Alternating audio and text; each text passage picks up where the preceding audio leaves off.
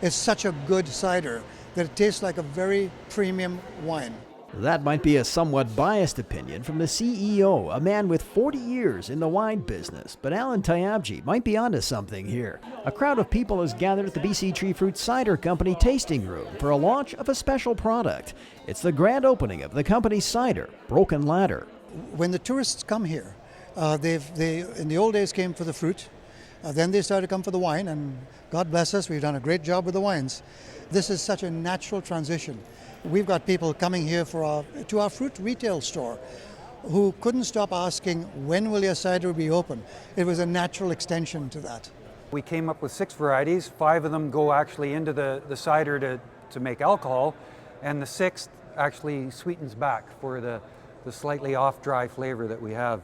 Which 6 apples Broken Ladder is derived from remains a trade secret. It's a blend of all of the most flavorful apples that you would taste as a eating fruit, created into juice and then fermented into cider. We partner with Park down in Summerland, and we took each of our varieties and we fermented each variety down on its own, so we could really measure the characteristics of each variety as they were fermented. And then we started playing around with different blends to come up with the blend that we have today. There was a couple of varieties that had absolutely no flavor. Some of them had vanilla notes. Some of them had more crisp apple notes. The cider could be considered dry, and that's because the company prides itself on not adding any additional sugar or water, and it has no artificial flavors. It's about as pure a cider as you can get. It is fermented totally dry, but when you taste it, you would swear that it had a hint of sweetness to it.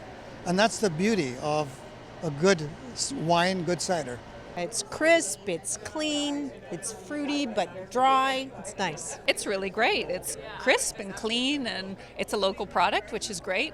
I liked it. It's very dry, it has no sugar, it's all natural, and I'm definitely buying some. There are 500 growers in the BC Tree Fruits Cooperative. A product like this gives the orchardists another option for their apples.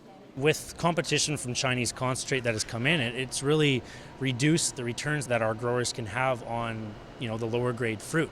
So this is an opportunity for us to give back higher returns to our growers by creating a product ourselves instead of just sending it over to juice.